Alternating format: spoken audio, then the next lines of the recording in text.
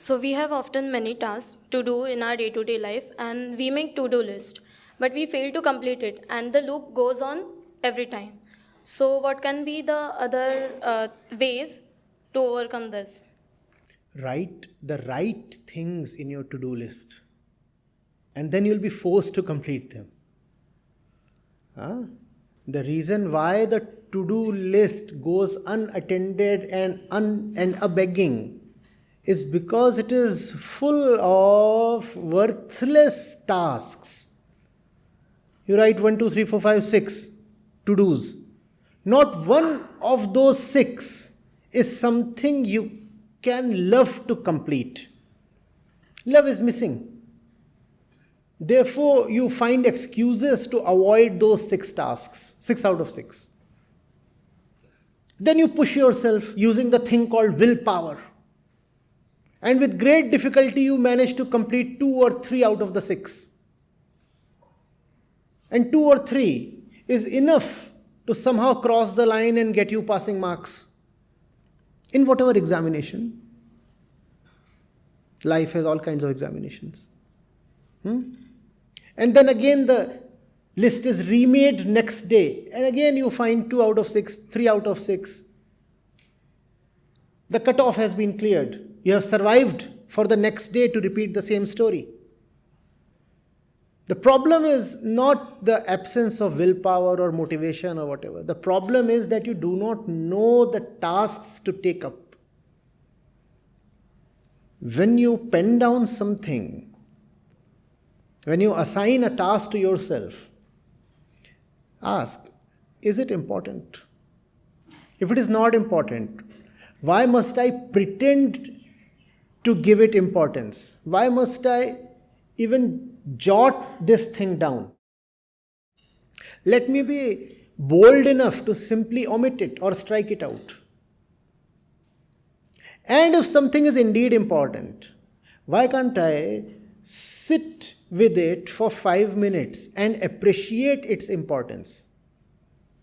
If something is important, don't just write down 4 words about it. Give 4 minutes to it, just 4 minutes. And ask yourself, why is this thing important? Why? What does it give to me? What does it turn me into? How does it help me, raise me, strengthen me, purify me? And if you have good enough answers, then you will find it has become impossible now to avoid that task. You will keep everything else aside and commit yourself to that task if you really understand its importance. So we see the problem lies not in the absence of willpower, but in the absence of understanding. Most of us complain of lack of motivation. That is hardly a problem, because motivation helps nobody. You do not require motivation, you require realization. You do not realize whether something is important. Have you seen how motivated you are just by yourself, inspired from within, when you really know the importance of something? Have you seen that? Somebody in your family is sick. Do you require to be externally and artificially motivated to call the ambulance? Or to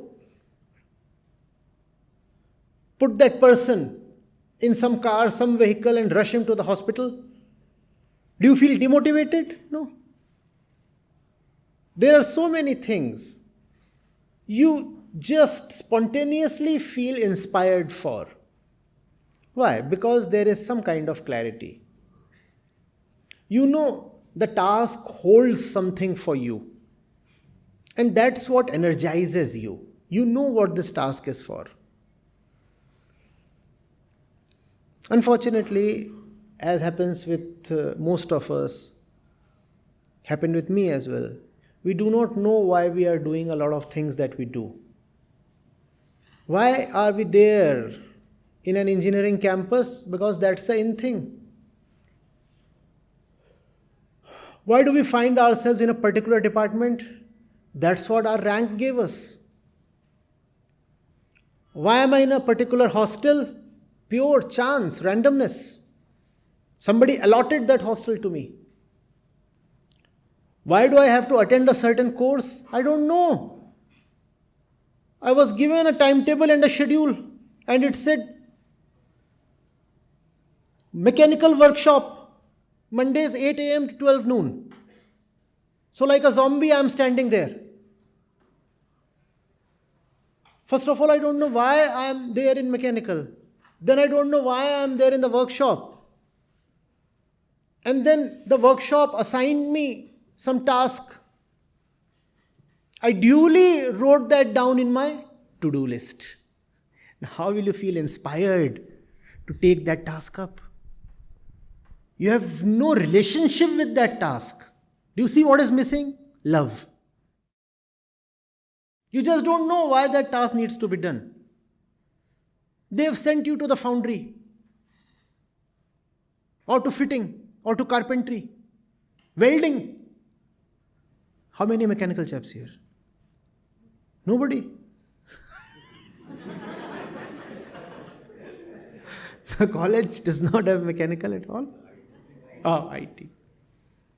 And there would be a lot of people who never wrote a proper line of code their life. Right? The entrance exam would be testing you on PCM, correct? Not on your programming skills, not on your knowledge of computer science. So, along with PCM, you might as well have had Hindi or Marathi or Sanskrit or biology, and you can still be here, right? So you come here and you look at the thing called computer for the first time. And then a most advanced language called Fortran or COBOL is taught to you. Nobody got it. That's okay. I know. And you are told to write a program for this, arrays and stacks and this and that. Already been assigned that? Already? No? And you don't know why the hell should I be an expert in stacking? That's the missing link. You do not know why you should be doing something.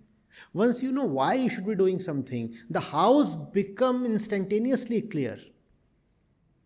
Inspiration just arises.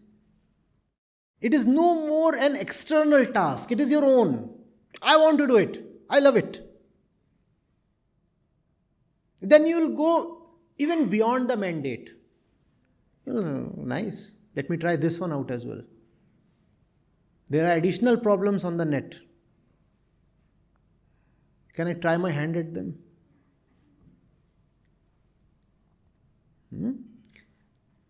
Spend time with your to-do list and dare to cross a few things out. Even if that means some damage, some repercussions, I don't know. Don't like it, won't take it up. Out of the 6 things, I'll take up only 4. But to these 4, I'll commit my effort, my heart, everything.